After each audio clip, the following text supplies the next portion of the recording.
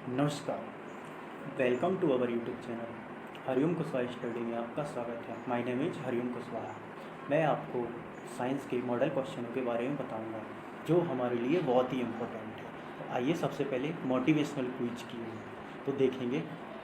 सीखने के लिए जुनून पैदा कीजिए, सीखने के लिए जुनून पैदा कीजिए। यदि आप कर लेंगे तो आपका विकास कभी नहीं रुकेगा, आपका विकास कभी नहीं रुकेगा। Develop a passion for learning, develop a passion for learning. If you do you will never catch to grow, you will never catch to grow. आइए सीधे क्वेश्चन फर्स्ट।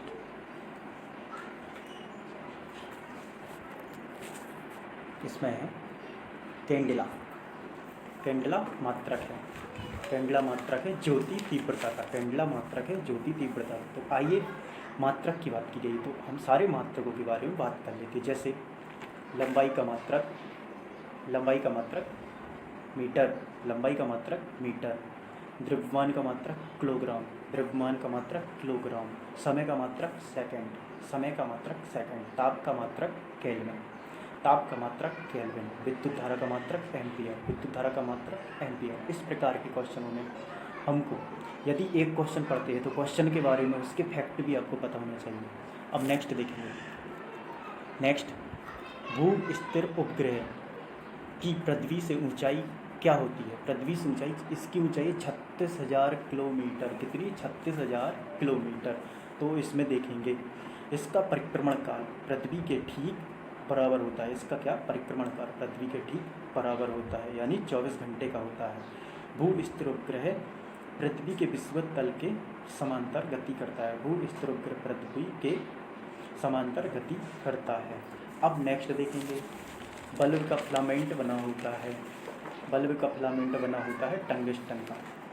किसका? टंगस्टन का। अब बात की गई है बल्ब की फिलामेंट की। देखो, बल्ब की फिलामेंट एक स्प्रिंग की तरह तार होता है, एक स्प्रिंग की तरह तार होता है जो लाल तप्त हो जाती है। जब लाल तप्त हो जाती है और तब प्रकाश उत्पन्न होता है, जिसे क्या बोलते हैं? फिलामेंट कहलाता है, फिलामेंट कहलाता है। अब एक फिलामेंट क्या है? जबकि फिलामेंट के चमकने के लिए 2700 डिग्री सेंटीग्रेड की आवश्यकता होती है, 2700 डिग्री सेंटीग्रेड की आवश्यकता होती है, जिसका गलनांक 3140 डिग्री सेंटीग्रेड होता है। 3140 सेंटीग्रेड डिग्री की आवश्यकता होती है। अब इसी में बात की गई है बल्ब। अब बल्ब का आविष्कार किसने किया? बल्ब का आविष्कार थॉमस एल्वा एडिसन ने किया। बल्ब का आविष्कार थॉमस एल्वा एडिसन ने किया था। कब? 1879 में, 1879 में। अब ये कहाँ के थे? अमेरिका। ये वैज्ञानिक कहाँ के थे? अमेरिका के। और इन्होंने 1000 से भी ज़्यादा छोटी छोटी उपकरणों की खोज की। एग्जाम्पल जैसे देखेंगे, कैमरा, कार्बन टेलीफोन ट्रांसमीटर और फिलामेंट इत्यादि। अब नेक्स्ट देखेंगे, सूर्य की ऊर्जा का स्रोत, सूर्य की ऊर्जा का स्रोत नाभिकीय संलयन।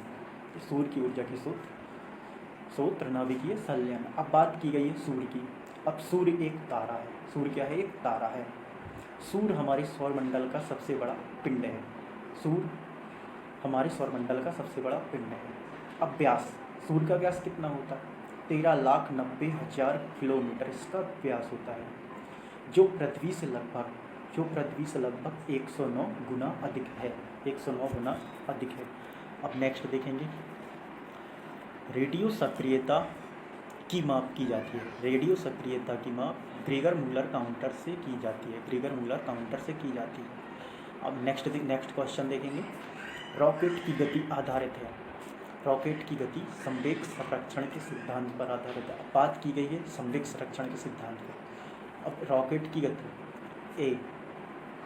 के तीसरे नियम के अंतर्गत आता है, यानी क्रिया के ठीक विपरीत प्रतिक्रिया होती है। जैसे बंदूक का चलना, एक व्यक्ति पीछे की ओर खिसक जाता है। और जैसे किनारे पर नाव से व्यक्ति कूदता है तो नाव पीछे की ओर खिसक जाती है। ये इसके एग्जाम्पल है। अब नेक्स्ट देखेंगे, मूल रंग कहलाते हैं। मूल रंग कौन कौन से कहलाते हैं? नीला, लाल और हरा, नीला, लाल और हरा। नेक्स्ट देखेंगे, सेक्स टेंट का प्रयोग किया जाता है। सेक्स टेंट का प्रयोग ऊंचाई मापने के लिए किया जाता है। सेक्स टेंट का प्रयोग ऊंचाई नापने के लिए किया जाता है। दूरी स्थित वस्तुओं की ऊंचाई मापक यंत्र यानी ग्रहों की ऊंचाई को जानने के लिए किया जाता है। किसका प्रयोग? सेक्स टेंट का। अब इसकी खोज कब की गई थी? 1930 में। किसके द्वारा? जॉन हेडले और टॉमस गॉड के द्वारा की गई थी। अब नेक्स्ट देखेंगे, निकट दृष्टि दोष दूर किया जाता है। निकट दृष्टि दोष दूर किया जाता है उत्तल लेंस का प्रयोग कर। उत्तल लेंस का प्रयोग कर इसमें निकट की वस्तुओं को देखा जाता है। अब इसी के साथ साथ देखेंगे दीर्घ दृष्टि दोष दूर किया जाता है। दीर्घ दृष्टि दोष दूर किया जाता है उत्तल लेंस का प्रयोग कर। उत्तल लेंस का प्रयोग कर इससे दूर स्थित वस्तुओं को देखा जाता है। पास की धुंधली दिखाई देती है। तो अक्सर ज़्यादातर लोगों में ये नहीं पाया जाता, ये बीमारी नहीं होती। नेक्स्ट देखेंगे, परमाणु बम का सिद्धांत आधारित है। परमाणु बम का सिद्धांत नाभिकीय विखंडन पर आधारित है। नाभिकीय विखंडन पर आधारित है। नेक्स्ट देखेंगे, बिजली के बल्ब में मुख्यतः प्रयोग होता है। बिजली के बल्ब में मुख्यतः प्रयोग होता है अक्रिय गैस। अभी बल्ब की बात की गई थी।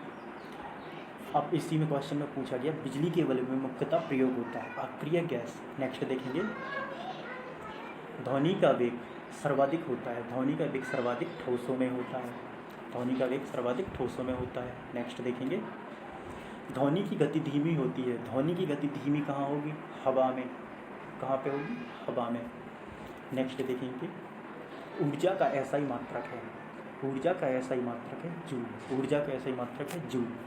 नेक्स्ट देखेंगे, हाइड्रोजन बम। हाइड्रोजन बम आधारित है नाभिकीय संलयन के सिद्धांत पर। नाभिकीय संलयन के सिद्धांत पर। जल का सर्वाधिक शुद्ध रूप है। जल का सर्वाधिक शुद्ध रूप है वर्षा का जल। वर्षा का जल शुद्ध माना जाता है। इसी के साथ नेक्स्ट देखेंगे, ग्रीन हाउस प्रभाव गैस है। ग्रीन हाउस प्रभाव गैस है कार्बन डाइऑक्साइड। कार्बन डाइऑक्साइड बात की गई कार्बन डाइऑक्साइड। तो पेड़ पौधे क्या करते हैं? दिन में कार्बन डाइऑक्साइड को लेते हैं और ऑक्सीजन को छोड़ते हैं। नेक्स्ट देखेंगे, दाढ़ी बनाने तथा आँख नाक कान की जांच में प्रयोग होता है कौन सा दर्पण? अवतल दर्पण। अवतल दर्पण। नेक्स्ट देखेंगे, नाभिकीय विखंडन में प्रयुक्त होता है। नाभिकीय विखंडन में यूरेनियम प्रयुक्त होता है। नाभिकीय विखंडन में यूरेनियम प्रयुक्त होता है।